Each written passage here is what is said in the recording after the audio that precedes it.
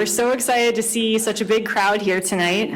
I'm Dr. Morel Lukey. I'm the supervisory curator at the Gerald Ford Presidential Library and Museum, and I'm honored to welcome all of you to the opening of America at the Crossroads, the Guitar in a Changing Nation. Before we begin, I'd like to thank our curatorial team, Bettina Cousineau and Noel Ward, and our maintenance crew for their hard work installing the exhibit over the last few weeks. America at the Crossroads is a new traveling exhibition from the National Guitar Museum, and we're excited to host its debut. The National Guitar Museum is the world's first museum dedicated exclusively to the art, history, and evolution and the cultural impact of the guitar. I'd like to welcome H.P. Newquist, who is not only the director of the Guitar Museum, but also an award-winning author, documentary director, broadcast producer, to introduce the exhibit and our speaker tonight. Thank you. H.P.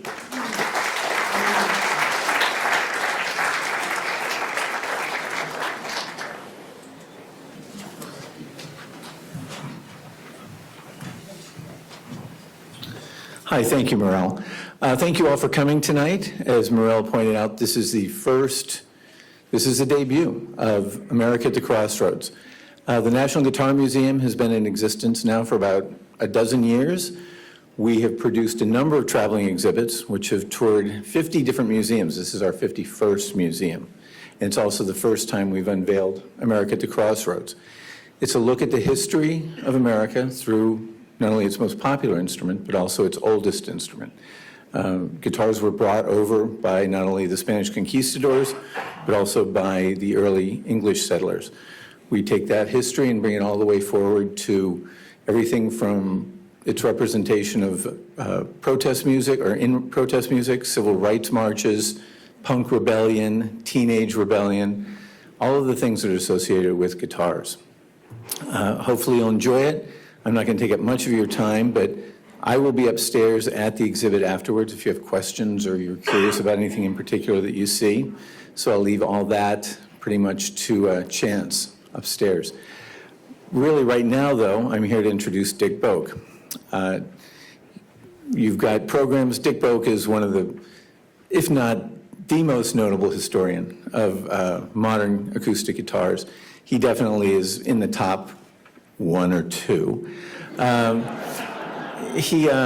known Dick for about 30 years. He won't remember that far back because we're all getting foggy memories. But I was editor-in-chief of Guitar Magazine. I knew him a little bit because of conferences and stuff. But when we started to build the museum, there was really only one company that had a history that was already in place, and that was Martin Guitar. Gibson Guitar, which was founded in Kalamazoo down the road, absolutely no history. They, for some reason, weren't interested. Fender guitars, they keep theirs in cardboard boxes in the back room.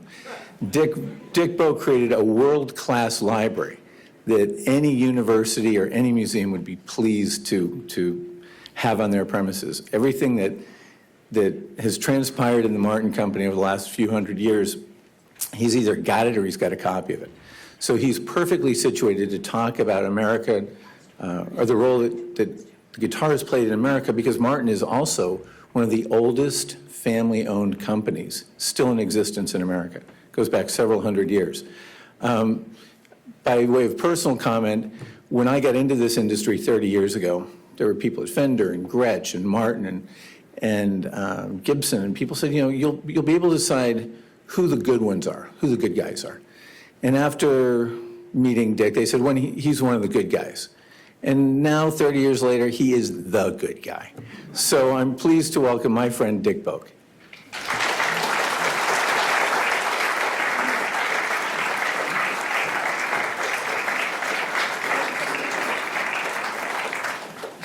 Pshaw.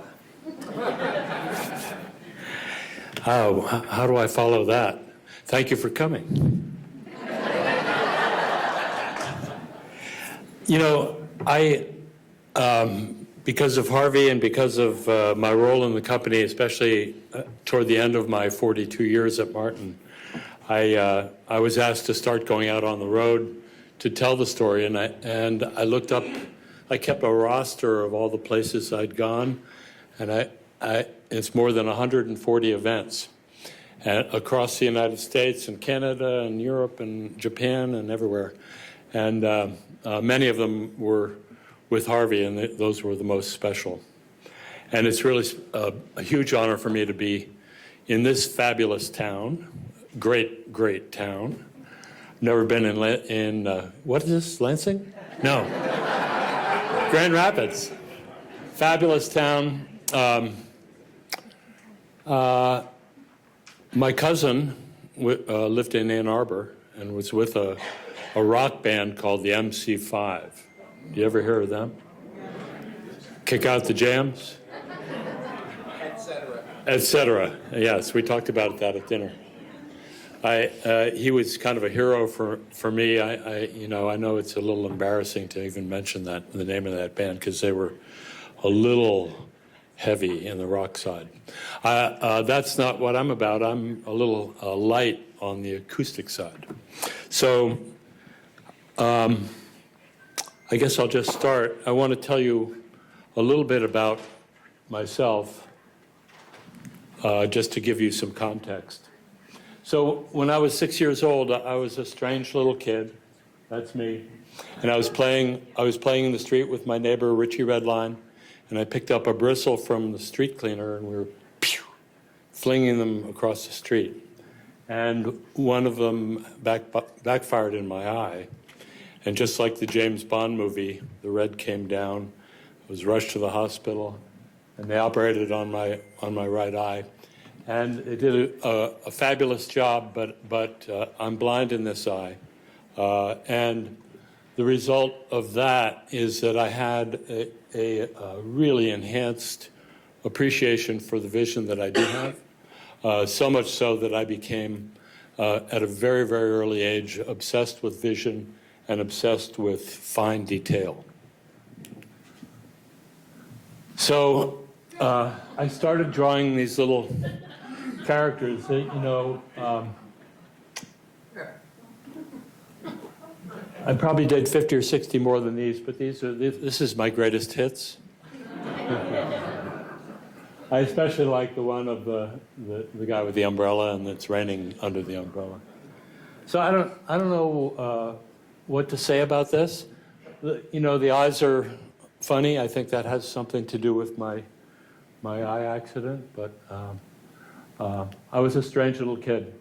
So I started writing poetry, and I published these two little booklets in my early teens. And eventually published a booklet called Fred Filament's Stolen Novel, and I self-published it on my own printing press. Made 500 copies, and they're quite rare. And I bound them all myself. And the story was, the Fred Filament story was, Fred Filament is me, and he wrote a novel. And actually, I went to Gettysburg College. I wrote the story of Fred Filament, had it in my typewriter in the typing room. Remember the typing room? And somebody stole my typewriter, along with the story of Fred Filament, which I had, maybe 30 pages written. And so this is the novel that Porter T. Packrat stole from Fred Filament and published under his own name. So it's a novel within a novel within a novel. So I know we're at the Gerald Ford Library and Museum. I do have to confess that I was a little bit of a hippie.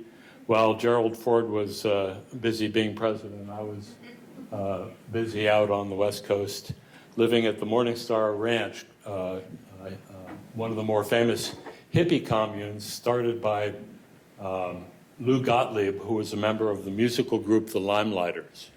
Anybody remember The Limelighters? And so this was 2 years of my life, and I was into the Whole Earth catalog, and what I would call whole earth architecture, geodesic domes, tree houses, yurts, all that type of thing. And while I was out there, I built lots of different domes and things, and really a very memorable part of my life. But eventually, And this interesting story about Morningstar was that Lou, in order to skirt any responsibility for what was going on his property, sold the land to God for $1. And this caused a huge problem with the Sonoma County and with the court system. It lasted a number of years, and eventually God was found to be incompetent. It's a true story. And the land was returned to God, and they returned to Lou. And they put up a fence around it, and they arrested everybody that they could find, but they couldn't find me because I was underneath the trapdoor of the floorboards that I had built in my little yurt. So I came back to my hometown of Bethlehem, Pennsylvania, with my tail between my legs, and I started building geodesic domes. This made the local newspaper. I always have been an illustrator. I've published a book of illustrations, and I've had exhibits around the country. This is one of my main pursuits. This was me drawing at Morningstar Ranch. And this is a very early drawing. Of course, like some of you, I was a huge fan of the Beatles and the Rolling Stones and the Doors and Crosby, Stills and Nash and the music of our generation. By the way, the fork is my symbol for the Beatles because they started out as a group and streamlined into this decorative, the highlight of their career, and then became 4 individual prongs. But my real pursuit was pointillism, and pointillism is, of course, dots. I was early on. I got rapidograph pens. Anybody remember those? And I lived close to the rapidograph factory, and they liked my drawings, and they used my drawings in their advertising because their drawings were really drafting pens, and they wanted to get more into the art marketplace. And they saw my work and thought, well, this is perfect. So I did a lot of advertising for them. This is one of my illustrations. Lots of nature. And I'm sorry to say that's what I look like. I've cleaned up my act pretty well. So this is the Martin dumpster. And after I moved back to Bethlehem in the Lehigh Valley, I got a job teaching at Blair Academy in Blairstown, New Jersey. This is, if you draw a line from Bethlehem, Pennsylvania to Blairstown, you have to go right through the town of Nazareth. And Nazareth is where I saw a billboard for Martin Guitars. I didn't know anything about Martin Guitars, but I was interested in instruments. In fact, I'd tried to build some instruments out of paper mache and cardboard and plywood and 2x4s. You can imagine what those look like. But I stopped and I took the factory tour at Martin, and I couldn't believe it. And I mean, I was just flabbergasted. I'd never seen instruments made correctly. I asked them if they had any scrap woods because I was teaching woodworking, and they sent me around to the side of the building, and there was 2 dumpsters there, and I hit it on the right day. There was chunks of mahogany and ebony and rosewood and spruce, and not pieces big enough to build actual instruments, but certainly pieces that I could use for jewelry boxes or small projects in my woodworking class at Blair Academy. So I took them, and this is an example of one of my boxes from that period. I made many dozens of these. It even has a D28 back inlay strip from the dumpster and some herringbone. This is all bound in ebony, made from rejected guitar fingerboards. So I also did a lot of lathe turning with the scraps, and you can see here's abalone inlay. Of course, Martin used a lot of abalone inlay on their guitars, and I really had fun with this, and I had so much fun that I kept going back to the dumpster.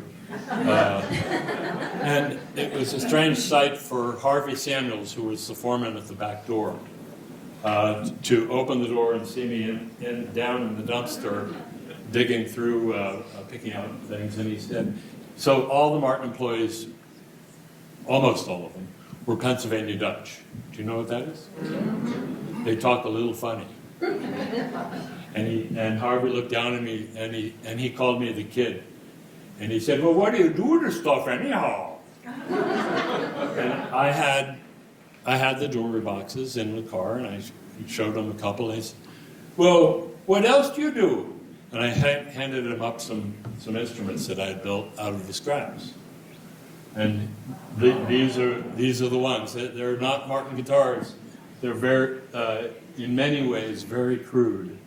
But he said, do you mind if I parade these around the shop once? And he took them. I think he took this one here and this banjo-looking thing that I turned on the lathe. And he took them around the shop, and he ran into Mr. Martin. Well, Mr. Martin is actually C.F. Martin the third. And he would have been the fourth generation of Martins. C.F. Martin Sr., C.F. Martin Jr., Frank Henry Martin, and then C.F. Martin III.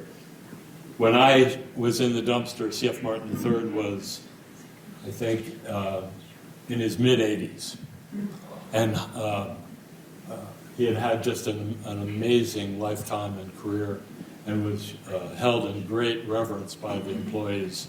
And he knew every employee, and he knew their families, and he knew how many kids they had, and he knew the names of their kids, and he would go around to every workbench in the shop every day and see how everybody was doing, and just a remarkable man. So CF saw my instruments, and he said, what do you have there, Harvey? And Harvey said, well, look what the kid made. So there's Harvey. This is Harvey Sandals. He was the assistant foreman of the machine room, and that's where the parts were marked out and cut out before the hand assembly began. There's inspecting a set of rosewood guitar sides. And this is C.F. Martin III, my great friend of about a decade. Here he's back at the inspection bench checking out a D28. So he was a pretty good guitar player. He actually played guitar with his brother, Herbert. Herbert passed away at the age of 30 from more or less kind of an appendicitis. People died from that. That was tragic because Herbert was going to be in charge of the company. CF wanted to go into teaching mathematics or something obscure like that, and instead his father called upon him to work with him and take over the company eventually. So here's CF with Chris Martin, his grandson. And Chris obviously didn't have very good taste in pens. But I think Chris was about 14 at this point, and mentoring with his grandfather, mostly during summer vacations. He would come and work at the company and try and learn the ropes. And they had Chris actually lived in his grandfather's house during the summers, and that's when I met Chris around this time, 1976. I was just starting at Martin. So did I finish the story about how I started? So I was in the dumpster. And Harvey said, what do you do with the stuff? And I showed him and prayed him. Mr. Martin said, tell that kid to apply for a job. Harvey came back and said, the old man says you should apply for a job. And I was filthy. I had blue jean jacket, sawdust in my hair, dirt, long hair. I went around to the front of the building, and the receptionist, Rita Miller, was there doing her nails, touching up her lipstick. And I said, I'd like to apply for a job. And she looked at me, and she knew me already because I've been hanging around. And she said, I don't think we have anything for you. And I was persistent, and I said, "Do you have any? Are there any openings at all?" He said, "There's one opening. It's very specific. I don't think you'd be qualified." I said, "Well, what is it?" And she said, "It's design drafting." Well, I've been doing design drafting for 10 years, and I've been teaching design drafting for 4 years, and I have examples of my draftings in the car. Shall I bring them in? And she said, "We're really looking for someone that has some experience with woodworking."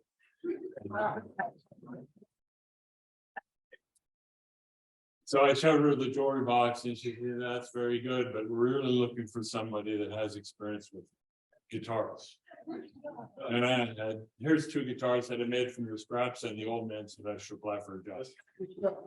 So, it's kind of like everything happening all at once. And I, at the right place at the right time, and they brought somebody from personnel up, and they don't call it personnel anymore. And they said, "Could you start tomorrow?" And I said, "No, I have to go to the Bob Dylan concert, but I could start on Thursday." So that was in October 30th of 1976 that I came in with my drafting pens, and I set up shop, and I started creating dimension drawings of every piece of every guitar. Martin at the time had to be 40 or 50 different models, sizes and shapes and configurations of mandolins, ukuleles, tenor guitars, small guitar, medium-sized guitars, dreadnought guitars, everything. And in the process of doing all those drawings, they would bring me parts, and after the parts were out of humidity control, the foreman said, "Well, we can't take them back." And so I took them home, and I started building more guitars in my basement, and now I really knew the dimensions, and I had the real woods, and I started getting better at guitar making. Oops. So these are some early guitars of mine. I was naturally a bass player. I had big, I call them hot dogs for fingers. So I was gravitating a lot toward building bass guitars, but I also dabbled in pretty bold electric guitar statements like this, kind of a little bit Picasso-esque. It was designed to fit on your knee, and also designed to be ergonomic and fit against your body, and it had a trough here for your arm, and I still have most of the guitars that I made, and I think they're nice little pieces of history. This is one of my early acoustic guitars, not quite the same size as Martin guitars. This would be, Martin has the 00 and the 000, and this is like a 00.5 or a 00.58. But I have a very, very good friend in upstate New York who was a master at pearl inlay, and he often would, while I was working on an instrument, he said, "Well, why don't you send me some parts and I'll put the inlay in for you?" And he did a masterful job of the inlay. This guitar sounds fantastic. It's made with really good woods. During this time, I had a lot of different jobs at Martin. After the drafting job, Martin actually went out on strike, and I was without a job. They let me go. And about 3 months into the strike, I got a call and was asked to come back. And I came back into production to help keep 15 guitars a day moving through the Martin plant. And after the strike was over, they were kind of thankful that I did that, and they gave me a job managing the sawmill at Martin, because I knew about wood, and Martin had a fantastic $1 million sawmill. And what we did is we imported logs from all over the world, and exotic woods, ebony, rosewood, baduke, cocobolo, babinga. I like to say babinga from Africa. And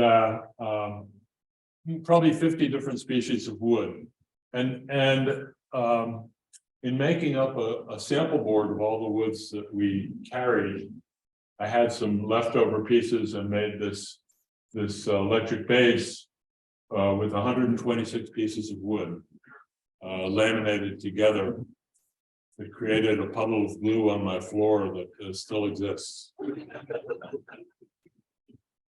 So I was enthralled with making experimental guitars out of every type of wood that we carried in the sawmill, non-traditional woods for a guitar. This is back in sides of African ebony, and very unusual to see something like that.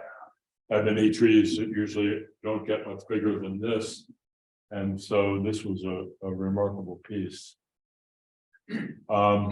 So this is an example of one of my draftings. It's hard to draft a guitar because of the curves, but I got pretty good at it. And after completing this drafting of Martin's Dreadnought, I decided to do an illustration based on this drafting, and that's this drawing.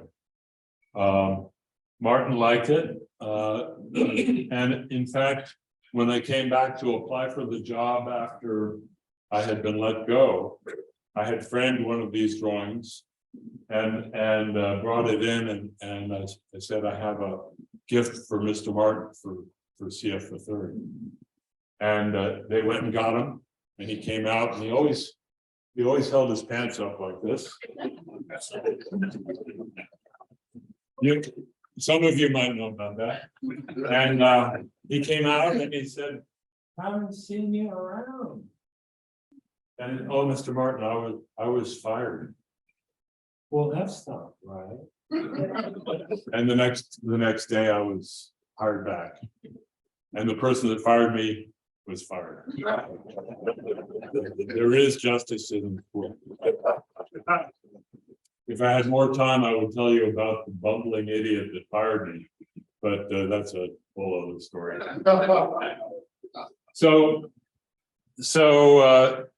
I couldn't have wished for any better job. Chop, C-H-O-B. So, if you know anything about the history of Martin, the family grew up in Eastern Germany near the border of the Czech Republic in a small town called Markneukirchen. Kind of new church. Neukirchen means new church in German. Markneukirchen was across the river from the original town. And it was a town of instrument builders, primarily violin, cello, and viola. And C.F. Martin, his family had been involved with furniture making and a little bit of violin making in the town. C.F. Martin Sr. decided he wanted to dabble in guitars, and he started making them. And guitars were considered heresy in the town, in much the way that guitars were considered heresy by many of you when your children were playing them. And remember that? Remember when guitars were kind of a bad thing?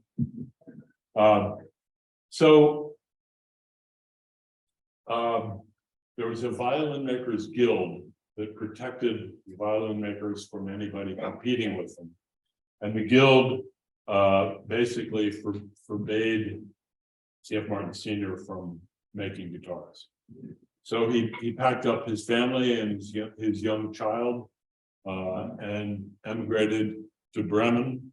And from Bremen got on a ship to the United States and landed in New York Harbor in September of 1833. And New York was not a fun place. Horses and pigs running in the streets, and fights and a lot of ethnic problems. And nonetheless, he took a flat on Hudson Street which is down by the village. There he is. Always thought he looked like a combination of Abe Lincoln and Don Rickles.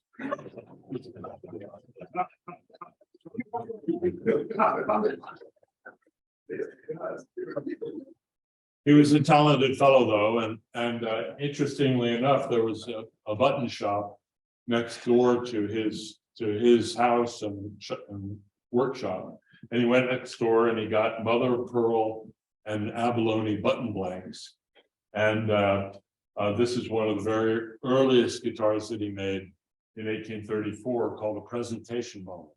And presentation models were usually made by apprentices in order to impress their potential clientele. So that's what he did. This is made with ivory on the neck, ivory on the fingerboard, inlay at almost every seam. Just a beautiful guitar. And these guitars are made in the style of Stauffer. Stauffer was the person in Vienna that Martin apprenticed with prior to his coming to the United States. If I'm out of sequence a little bit on some of my details, because I'm 73 years old and I'm a little foggy. But I did more than 200 of these presentations, and I was rolling with it. And when the pandemic hit, everything came to a stop, and I haven't done this in a while. This is the first time. So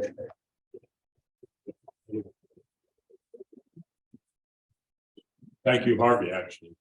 And thank you to the fabulous staff of this facility, which is fantastic. I can't believe how good it is. And also, I've become very, very emotionally fond of Gerald Ford while I've been here.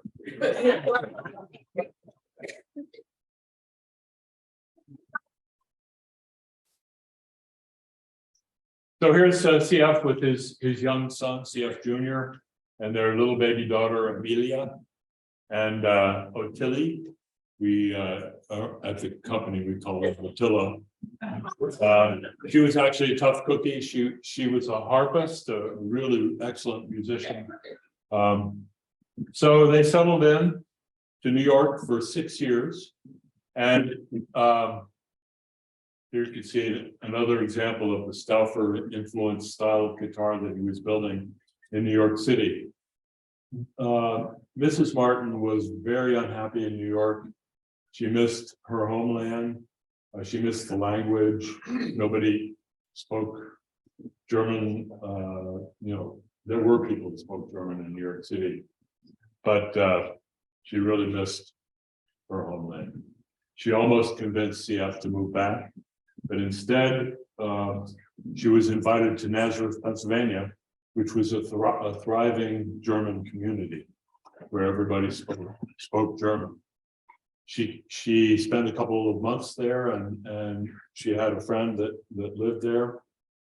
She went back to New York City and she read the riot act to her husband, and they very quickly sold their property and their packed up all of their supplies and tools, moved out to Nazareth, Pennsylvania. Oh, and this is out of sequence, but this is what New York City looked like during that time period. And like I said, this is Times Square, but he lived on Hudson Street down by the river, down kind of near the fish market. So when they moved to Nazareth, they set up shop in Cherry Hill, which is just above Nazareth. And the reason for that is that Nazareth was a Moravian community.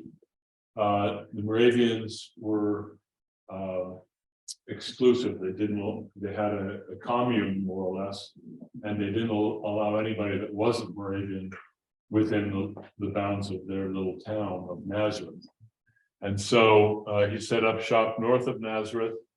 Eventually, not only did the Moravians open up the town to non-Moravian, but the Martins became Moravian almost simultaneously with that.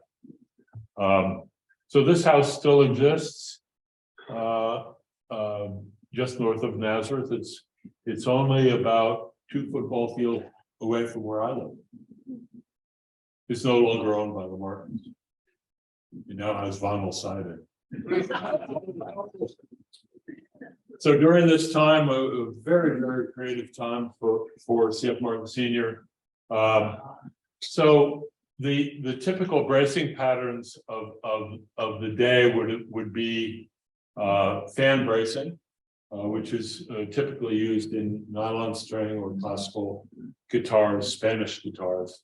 But Martin, in his experimenting during this time period, experimented with the X-brace, which really is very effective in taking all the stress of 160 pounds of pull on the top, on a very thin piece of wood on the top of the guitar, and distributing that stress to the shoulders of the guitar. And he thought that this sounded better and used less wood. So in effect, Martin invented X-bracing, which is now used on virtually every acoustic steel string guitar in the world. And this was the arrangement. So C.F. Martin Sr., let's see, a little confused here. They had a cousin named C.F. Hartman. He came over, he was the same age as C.F. Jr. C.F. Hartman had his house here, C.F. Jr. here, and this was the homestead of C.F. Martin Sr. And directly behind, they owned the entire block. Directly behind this and going back to the trees, they started work on a small factory. Before the factory was completed, they built the guitars in the kitchen of C.F.'s house. And during this time period, C.F. built guitars for a number of different firms, mostly salespeople and guitar teachers in New York City. The guitars were so good that people started to copy them, and Martin was forced in 1888 to put out a statement to warn people that there were dishonest people that were trying to steal the brand or call their guitars Martin guitars when in fact they weren't, that they were of lesser quality. So the wonderful thing is that Martin kept incredible records. These are the log books. When I started at Martin, there was a person named Mike Longworth. Maybe some of you have seen that he wrote a book called Martin Guitars, A History. And it was the first book written about Martin.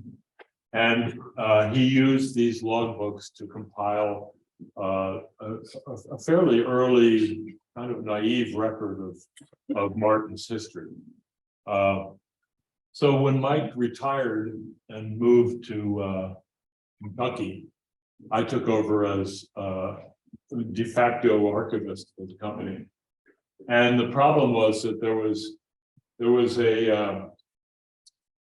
an attic over at North Street that had probably 60 boxes full of letters and correspondence. There was a safe up on the second floor that had these journals in it. There was a second safe down on the first floor that had other photographs and papers and things that CF the Third had saved. There was a bunch of boxes down in the sawmill that were getting wet from the moisture, and it was a real problem. Right around this time, Chris Martin decided to invest in a small expansion of the factory, and I asked whether it would be possible to make a small room that I could move all the archives that were tucked away into one spot. And he agreed, and they built a room perhaps from here to the wall and about 12 feet wide, and put the rolling archival cabinets in. And I ordered all my acid-free supplies and brought everything over and started putting things into boxes, 1837, 1839, you know, hundreds and hundreds and hundreds of letters. letters written to Martin, I would like to order this, and here are the specifications, and little sketches, and the archives that we brought into that room tell the most amazing, complete picture of how a business was operated and how they interacted with the public, more so than just about any business I can think of in the United States. Just a remarkable thing that the family saved these archives. And just about every guitar is accounted for. There's 6 guitars for $40. Anybody go for that deal? The supplies, there's even a couple things where he's traded wine for guitars. He didn't do that too much. That's what Gibson did. That's what Gibson did.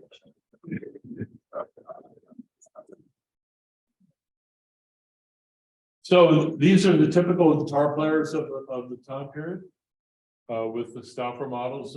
So as archivist, I started collecting daguerreotypes and types and tintypes like these. These are Martin guitars. And any time I could find a photograph of anybody with a Martin guitar from just about any time period, I was interested in acquiring it for the archives. So interesting that African Americans were playing Martin guitars, and the Orange, New Jersey, Grady Photography. So this is probably 1880s. And also women. So men were usually either smoking cigars, fighting wars, or conducting silly businesses, while the women were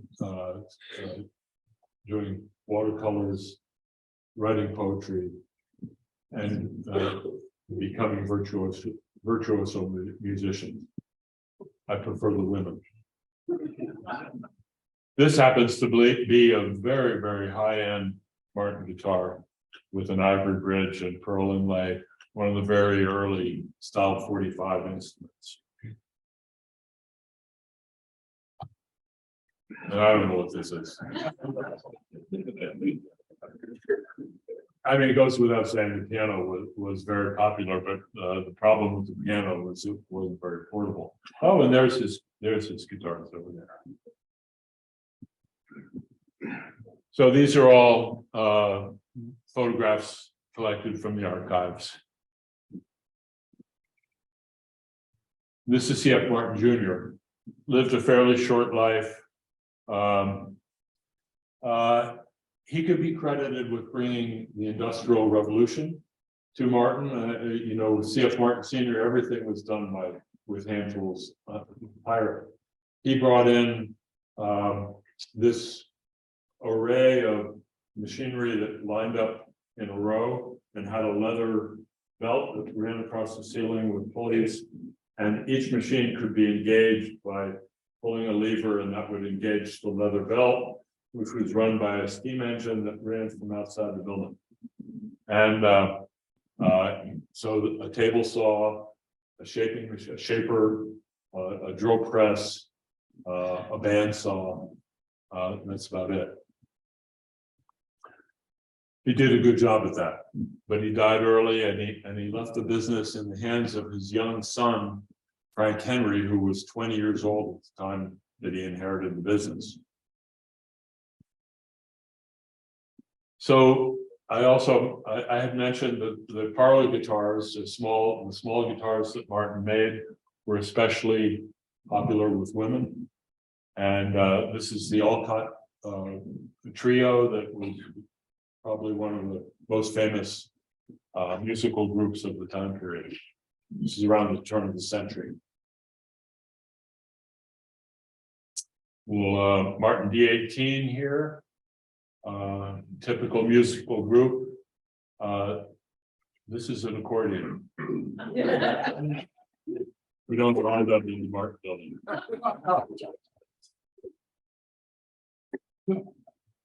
Some more just great photographs. This is a rhubarb red over here. Does anybody know who that is?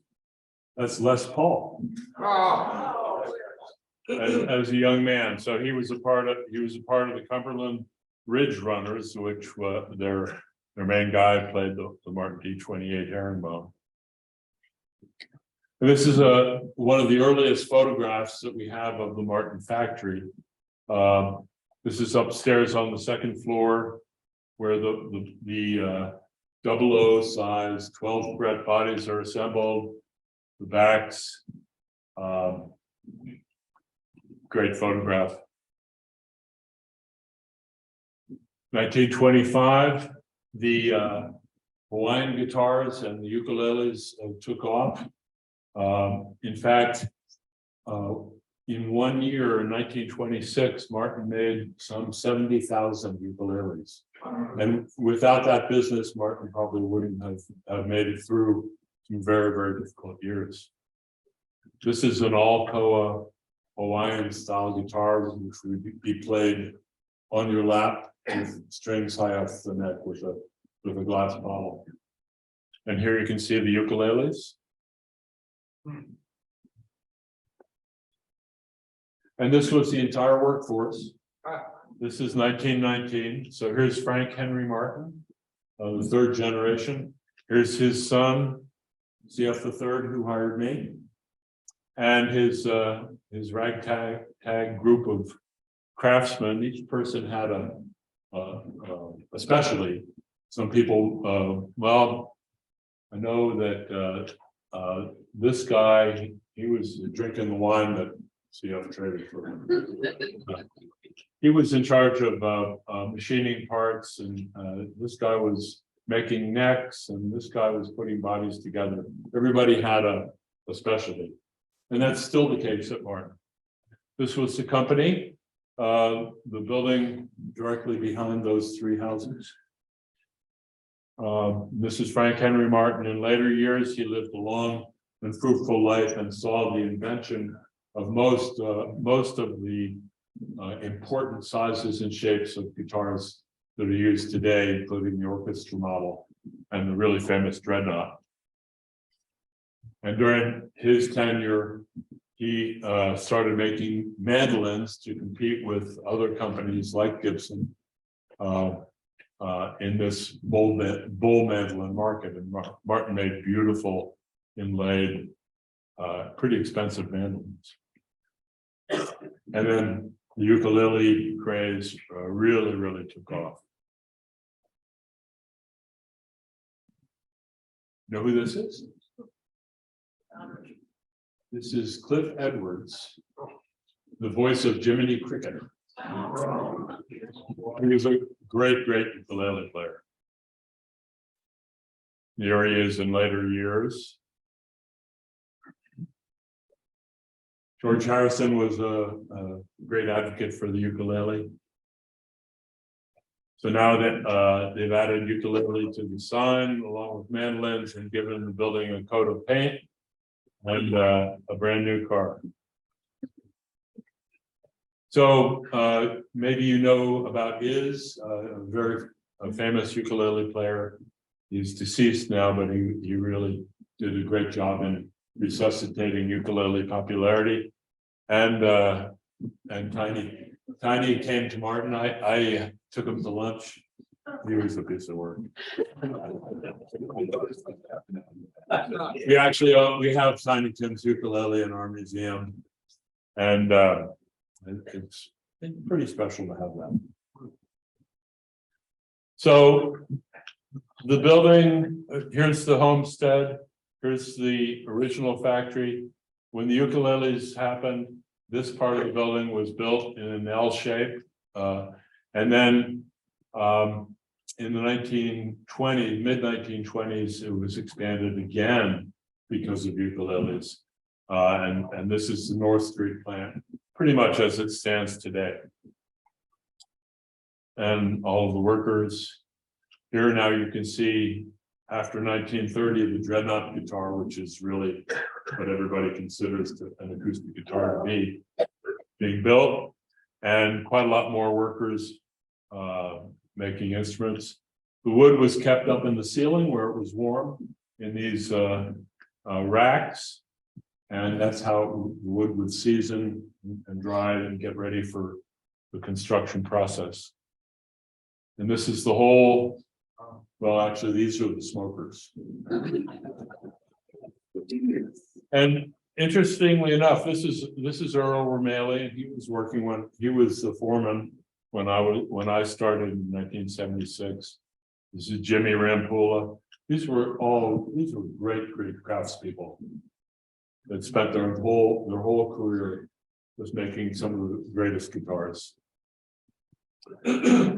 I told you about it, the sizes and shapes. These are the sizes and shapes of Martin guitars, starting with the smallest ukuleles, and then going up into the little parlor guitars, and then the size 5/8 size, and half size, going into 7/8 size, and then the O, the double O, the triple O, the orchestra model, the 4/0, the different cutaway electric guitars, and then the dreadnoughts. So really, every size and shape of guitar that exists pretty much emanated from these original designs. Frank Henry Martin made this sign. He cut it out by hand with a scroll saw, and it means not many, but much. That was the motto of the company. They didn't care so much about the quantity of guitars they made. They wanted to make great guitars. This is CF the third with his younger brother Herbert on the mandolin, and they actually both went to Princeton. They were the first Martins to go to college. They had a little group. They played together at college, and they were pretty good. CF was very proud that he went to Princeton. He always went to the reunions. In 1964, the new factory was built. They moved everything over from North Street. Business was so good that they simply ran out of space and couldn't keep up with the 4-year backlog. And CF the third thought it was unacceptable to have to wait for 4 years for a guitar. So Martin also was involved in string manufacturing. The Diodario family made strings for Martin, and so much so that Martin eventually bought the Diodario company and called it Darko Strings, which is now the Martin String Company. And this is the Sycamore Street plant, the new plant, as it looked when I started.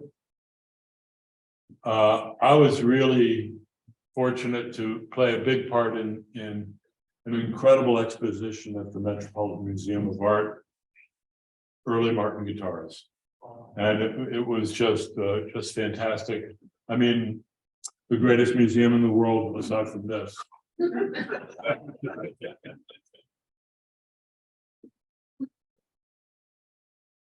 So I know I'm running on a little, I'll try to make this part of it quick, but pretty much anybody that you could think of that plays guitar has had or has some relationship with Martin. And as I told you, I sought these people out. Martin never had any relationships with guitar players, which is very unusual. Mr. Martin used to say, "We make guitars, we don't sell to the public." Well, I wanted to sell to the public. I wanted to sell to the musicians. I wanted to seek them out and make sure that the people that had been playing Martin guitars all their lives got recognized. And so I started with a little bit of trepidation from management. I started reaching out to musicians and started what we called the artist relations department. And it wasn't a way to give guitars away. Martin didn't really do that. Other companies were known for that, but we had a lot of respect for our instruments. We didn't want to give them away. So Jimmy Rogers was one of the first musicians that really he was a friend of CF the Third's.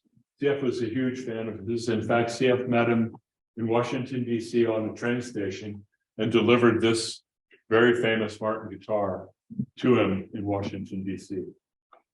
So that guitar is one of the most famous Martin guitars that's on display in Meridian, Mississippi. So the Dreadnought guitar is named after the Dreadnought battleship, the largest battleship of its class.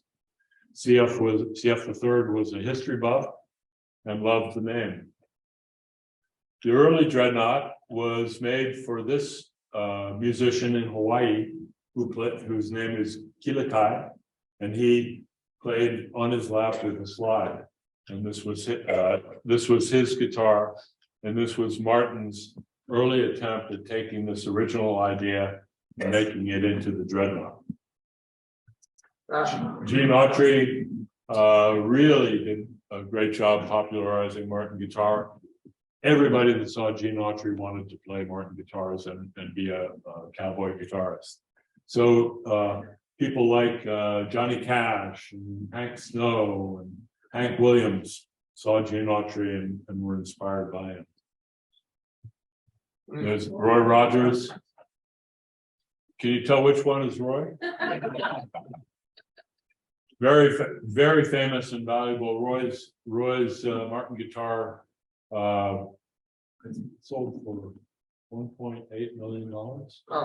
He bought it for $150 million. Pretty good markup. Hank Williams. Bill Monroe and Lester Flatt. Uncle Merle. So I got a phone call at 3 in the morning at my house, and I picked up the phone. Who is this? This is Merle. I'm down at the Nazareth Diner. Want to come and have some scrapple with me? True story. I got dressed immediately. And you know, the nice thing, so there's Andy always had this Martin guitar that didn't have a pick guard, and it didn't have a decal. And I always wondered about it. I didn't know the story. And I reached out to his management and didn't really think I'd ever hear back from him. But the phone rang and it was Andy. And he said, "Hello, this is Andy." And he said, "Andy who?" Oh. "Andy Griffith." And I said, "Well, this is Barney." So we became pretty good friends, and the story is that when he was in the movie A Face in the Crowd was the name of the movie, fabulous movie. If you haven't seen it, you should look it up. And he played a kind of a hillbilly guitar player in the movie, and the prop master had bought a Martin D18 and painted it with black house paint and sprinkled sequins on it, and wrote "Mama" and "Lonesome Roads" on it in sequins. And they took it, they were so proud, and they took it to Andy, and Andy was a pretty good guitar player, and he saw what they had done, and he was so angry. He took the guitar home, went to the hardware store, and he got a pack of sandpaper, and he said, "And I spent 9 days sanding black paint off that." And that's the guitar. So he sanded the pick guard, sanded the decal off, and that's the guitar that he used all those years. And we replicated that guitar for the Andy Griffith signature model. So this is Elvis's B28 with the leather cover. We call it the tone suppressor. But it actually did a pretty good job of creating a rhythm. He used it as a rhythm instrument, and a replica of this guitar is on display in the exhibit here. And the Kingston Trio probably had more influence on Martin guitar sales than any other group during the late 50s and early 60s. The Mamas and Papas, there's John with his B28. Pete Seeger and the Weavers. There's Pete. Peter, Paul, and Mary. Both of them played Martin guitars, but Peter Yarrow's Martin guitar got stolen, and he's still looking for it. Simon and Garfunkel. And this dreadnought was almost as big as Paul. He's really, I should say that. He might hear about this. He's still doing really well. He's out in Hawaii. He's really short. Amazing musician though. So here we are with Paul, and this is in New York City when we presented him with his signature edition, which he still plays to this day. This is Chris. So Elizabeth Cotton played Martin guitars. She played right-handed guitars turned upside down. And she didn't change the string arrangement. That's the only way. She couldn't afford a guitar. She was the house cleaning woman for the Seeger family in Washington, D.C. She didn't really play guitar until she was in her 60s. So Pete Seeger and his brother came home and they heard guitar playing upstairs, and she was supposed to be vacuuming or something. And she was really good. She had been playing when they were out of the house. So Mike Seeger signed her and made her famous. And she, of course, wrote the song Freight Train. It's her fabulous hit. Joan Baez, known for this 1921 045, a beautiful guitar. And I have stories about all the guitars, but I have to tell you this. She sent her Martin guitar back to me. She insured it for $1 million. And it came in, and I took it to the repair department where they clean things up, take the strings off, check the braces and everything. And they called me on the phone and said, "You got to come back here right away." They had the mirror inside the guitar, and they shined the light in there. And up on the underside of the top, it said in bold magic marker, "Too bad you're a communist." Oh, wow. And they said, "We don't want her to think we did this. You got to call her on the phone and tell her about this." So I called her up. "Joan, are you sitting down?" And now I am. And I said, "Somebody has scrawled, 'Too bad you're a communist' on the inside of your guitar."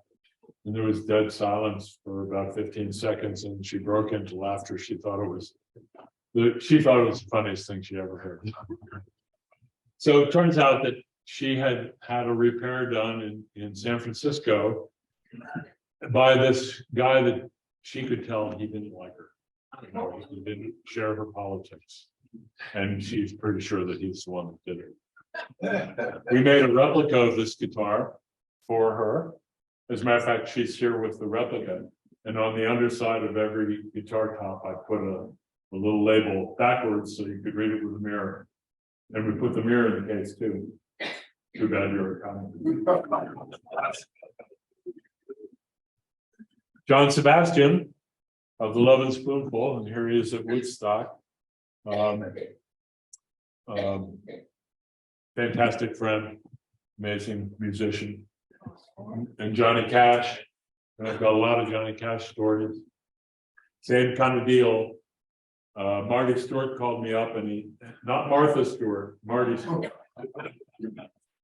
Called me up and said, call this number, 615, and he rattled off a number, and I said, "Who am I calling?" And he said, "You'll find out." And I called the number, and "Hello, this is John."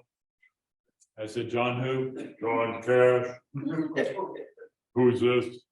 "So this is Dick Boak from Martin Guitars." He said, "I've been waiting my whole life for this phone call."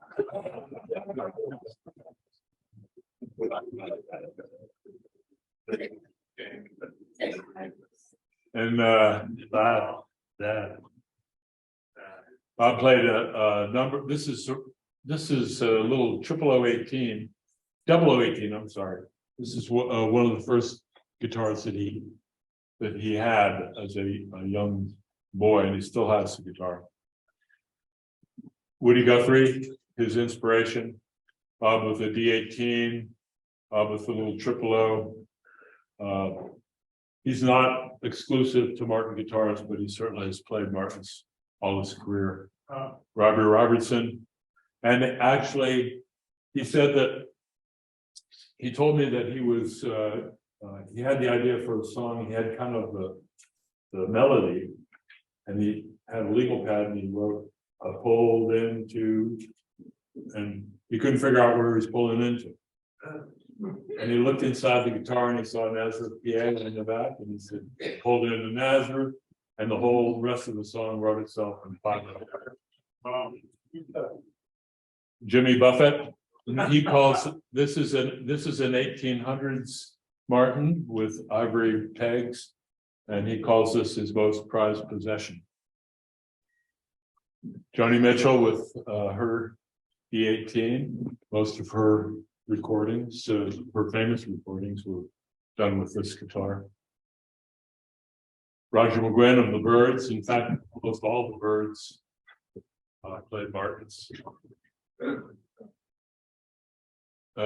David Crosby, as you know, just passed away. He was a great friend.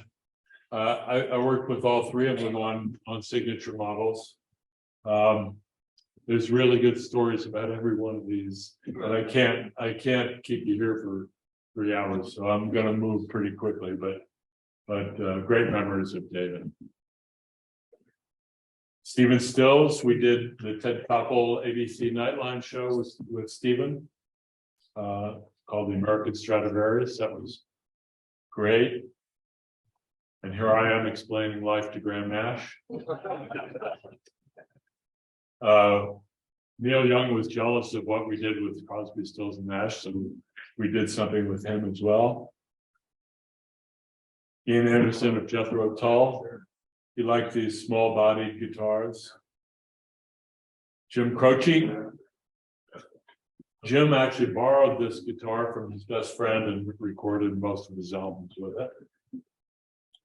Arlo Guthrie, this is the Alice's Restaurant guitar with the circles and arrows and actually there was supposed to be a paragraph on the back of each one, and he looked at me and said, "Where's the paragraph?" And I said, and he said, "Come on." We sat down and wrote a paragraph. I made a little label and we put it on the back of each of the models. Gordon Lightfoot with his D18, Jimmy Page of Led Zeppelin with his D28, Bruce Springsteen with his D35. He used this for 2.5 albums, the first 2.5 albums. Peter Frampton, his D4, he had a D45 that he bought when Humble Pie had their first successful record. The D45 was the most expensive Martin, and within 2 weeks it was stolen. And he was heartbroken until I called him up and I said, "What do you think about a model?" And he said, "Well, that will replace my D45. And Nancy Wilson, I can't.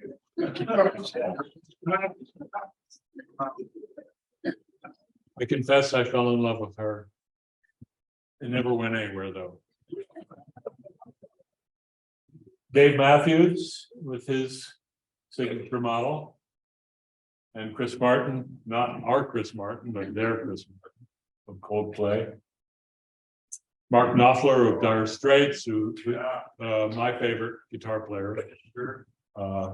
Just love the texture that he gets with his particular style. You know, he played with a pick, but he dropped his pick into the audience when he was playing, and he had to keep going. And started playing with his fingers, and everybody said, "How did you get that sound?" And from that point on, he played with just his fingers.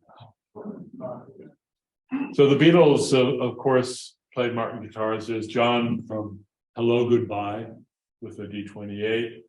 He and Paul bought their D28s together in London. Paul playing a right-handed D28 flipped upside down, and eventually got a left-handed one. And George Harrison with his D18 at People's Park. And by the way, this is Layla.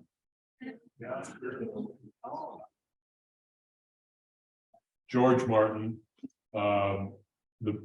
the brains behind the recording of the Beatles, and this was one of my most favorite projects because he was such a gentleman. Tom Petty and George Harrison's son Donnie at the concert for George with the two Tom Petty 12 strings. Me with brown hair, and my wife Susan with Eric Clapton, a disheveled Eric Clapton at the Albert Hall in London. This was the presentation of his signature model, of which we followed up with 11 different versions. Steve Winwood got onto that whole thing, and we did the Steve Winwood model. Pink Floyd, Roger Waters loves Martin guitars, and David Gilmour, also Pink Floyd. Jorma Kaukonen of Hot Tuna, Steve Howe of Yes, Buddy Guy, he wanted polka dots. We give them what they want. Me and Willie, can you tell which one? This is our replica. Willie wanted us to try and replicate this, but we didn't. And this is me and Sting, his New York flat. Big fan of acoustic guitars. Andy Summers of the Police. Keith with his arm around Nora Jones. Thank you. He's actually more coherent than he lets on. He actually came in. I was with John Mayer in the green room in Philadelphia, and John was opening for Keith, and Keith came in.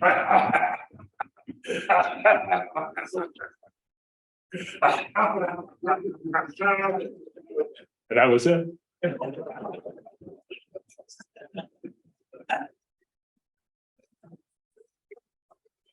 John Mayer, I think, is probably one of the most significant musicians alive today. Really, really talented. So lots of milestones. This is the 1 millionth guitar. Whenever the speedometer comes around, we try and do something special. This is the 1.5 million Da Vinci model.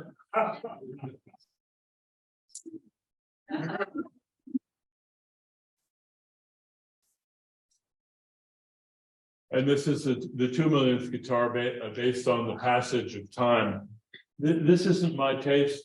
I like guitars that actually are made with wood, but these are pretty bold statements and really museum pieces. Yeah. And there's Chris Martin with the. I'm not sure this is a version of the passage of time. They did a small edition of these. Even Herman Munster played Martin guitar. And, you know, Gunsmoke. Who's the sidekick? The sidekick? Not Bester. Dennis Weaver. What was his name on Gunsmoke? Chester. There was a Fester. That was on I'm thinking of Uncle Fester. And this is me with Steve Miller. I was with him last week. We're really, really great friends. He called and said, I'd like to order a couple of Martins. And he said, this is Steve Miller. I said, these Steve Miller? Yeah. I want to order some guitars. And I said, okay, what do you want? And he listed 17 instruments. And we made them, and we started delivering them, and he said, you know, you really should bring them out to my home. And I started doing that, and we became great friends. And he actually wrote the foreword to my book. Wow. This was in San Francisco. Martin Guitar Masterpieces was my first book, followed by these two, co-written with Richard Johnston. And this is the archive book. And the book that they're carrying here. And this is my book of illustrations called Ink. And some examples of current illustrations. And this is a book that I just completed of guitar stories from instrument makers. And this is me with about a quarter of the guitars that I have. I hide them under various beds to keep them away from my wife. And more recently, I designed a pick guard that eventually became this pick guard. This is my original artwork, and this is the finished guitar. Martin's making 100 of them as we speak. These are a ukulele and guitar I call the Aardvark that I just completed. And I'm working on these two guitars that are spruce geese. So they have little geese in the headstocks, and they're made entirely with spruce. I'm very excited about that, because spruce is very lightweight. And I guess I'd just like to close by saying that my approach to drawing, woodworking, guitar making, music, it's all the exact same thing, and I call it Mercury on the mirror. I used to play with mercury. You're not supposed to do that. If you put mercury on the mirror, eventually they all meld into one thing. And the one thing is the way I look at my approach. I look at it as conceiving of an idea, starting the idea, carrying it through all of its various stages, completing it, and then moving on to the next thing. And that's what I've tried to do with my life. And that's what I've tried to do tonight. And thank you very much.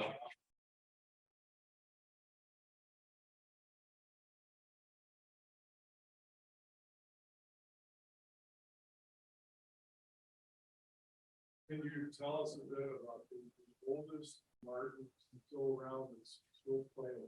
Well, they're all played. So the oldest is in the museum. It's 1834 because they arrived in September of 1833.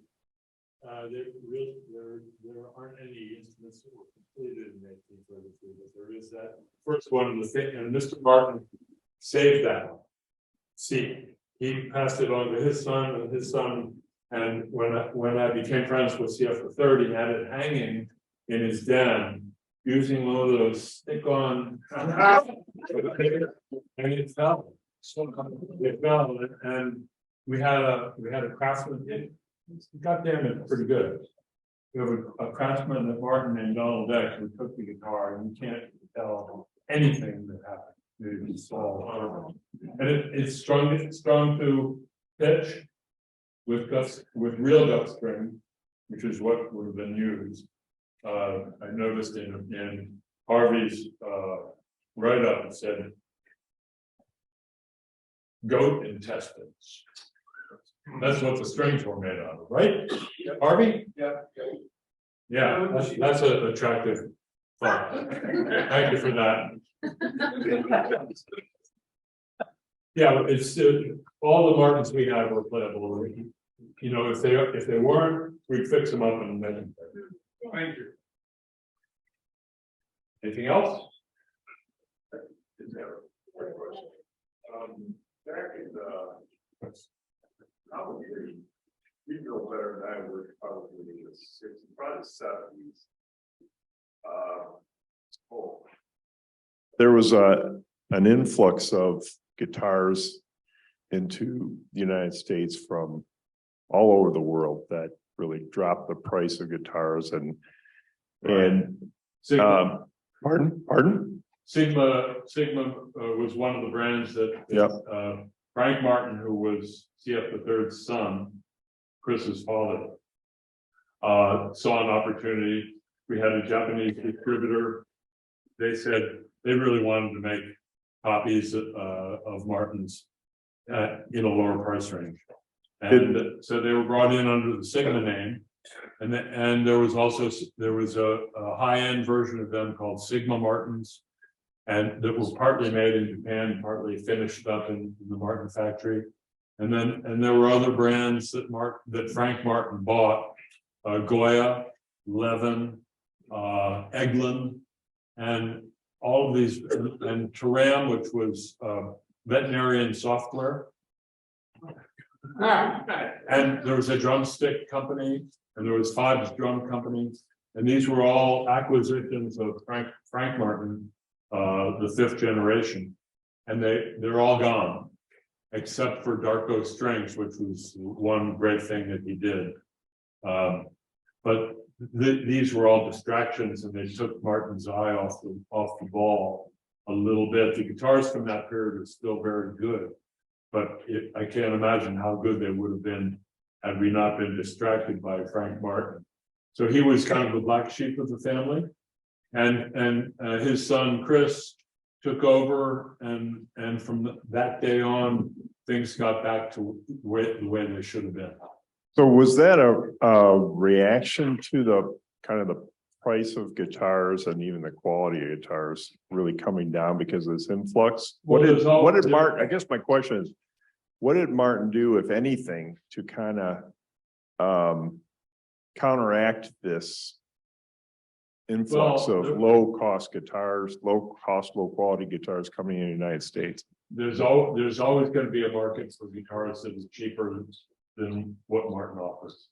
Martin offers guitars that are essentially made with a lot of hand craftsmanship out of the best materials available. And you can't do that and sell it cheap. So you can make them out of plywood and different things with Asian labor and have a cheaper guitar, but it can't be a market. So they really didn't do anything, if I understand you right, in that period of time where guitar companies were going out of business because they couldn't compete on these lower, what did Martin do, if anything, during that period of time? Because of who played Martins, and everybody wanted to play Martins.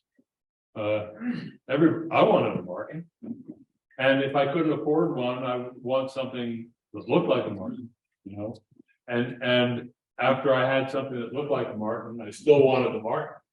And people eventually arrive at the point where they saved enough money, or they got a good job or something, and they could afford one. Now Martin offers lots of different price ranges and series of guitars. So we try to. It's very important to provide guitars in all the different categories, so that people get used to your quality early on and can step up as they want to. Yeah. Besides making guitars, was Martin your electric guitars? Martin also make your own unit. Well, there was a company called Allen Organ. Allen Organ made organs in the town about 35 miles from Nazareth, and we had a relationship with them a little bit, and they made the amplifiers, the heads of the amp and the speaker cabinets, which were very similar to Standell amps. So Martin didn't make them themselves. We just contracted out. But we did make the electric guitars in the factory, which were immensely unpopular. And taught always, whenever Martin dabbled in electric guitars, it was always a failure. And Chris Martin had it in his mind to stick to your knitting. That was his little phrase that he liked, and he thought Martin is good at acoustic guitars. That's what we're going to focus on. What do you say? Let's have some coffee. Thank you very much.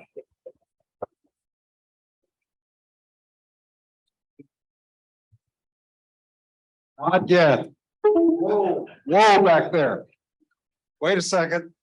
Anybody who says they have an emotional fondness for Jerry Ford and says this is the greatest museum in the world deserves a gift from the foundation.